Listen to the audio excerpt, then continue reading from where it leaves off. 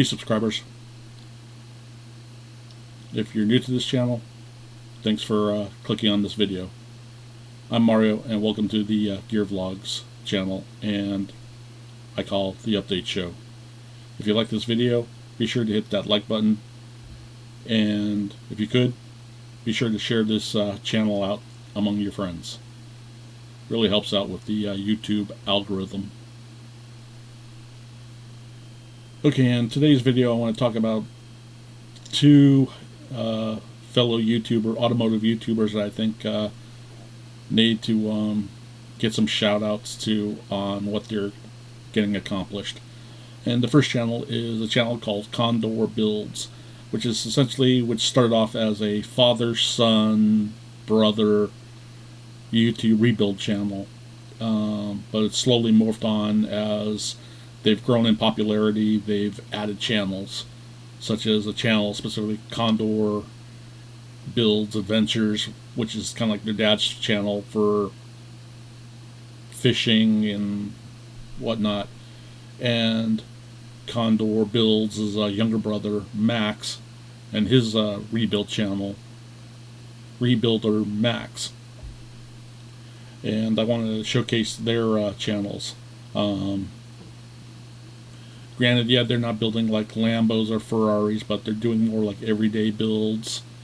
And they're not just building them to add them to the collection. It's actually part of their business, building cars, because from one of the conversations I've had with them, or with Kondor himself via Instagram, he is a dealer, so they're building these cars, getting these cars from auctions, rebuilding them, and selling them. So, more props to them. And just checking out the channel, I'll have links to their channels in the video description, but worth checking out. It's a little change of pace from what you see normally on some of the other rebuild channels, and I think not enough credit is being given to them, and wanted to see them get a little noticed. So do me a favor, check them out. Alright, for our next story, another YouTuber that I want to give some credit and shout out to is Rob Dom. If you're not familiar, Rob has been on YouTube for quite a long time, and he's had various builds in cars, and still does. But primarily his main focus on his channel lately has been, it was like a pet project that he's been wanting to build for the last couple of years, which is a 4-rotor RX-7. And he's been slowly building it, and he's actually making quite a bit of headway lately on his most recent videos. If you've been following his story, it goes way back, like 2 or 3 years ago, from when a certain brown truck delivery company lost his engine when he was getting the parts from his builder in New Zealand, and they made no attempts to even deliver it. They just said it was lost, and he winds up finding it on eBay being sold in a small lot. So a lot of interesting drama with that aspect, but just wanted to showcase his channel and his build, as well as him dropping in a 2-rotor, I think, rotary into a C5 Corvette and taking it to LS Fest in Las Vegas recently. So that's another fun video to check out. And all of this has been basically proof of concept for what he's been building for his 4-rotor project, which is an all-wheel drive RX-7 that's going to be insane in amounts of horsepower. So I'll have links to Rob's channel in the video description. Be sure to check him out. And if you comment down below on his videos, be sure to tell him that GearVlogz sent you over. Hi, Rob. Okay, on to the next story. And our last story for the day, we have Bugatti setting a new record with their Chiron Super Sport that they're going to be producing a limited number of editions of about 30 units, all in the same color scheme, no changes in options and whatnot.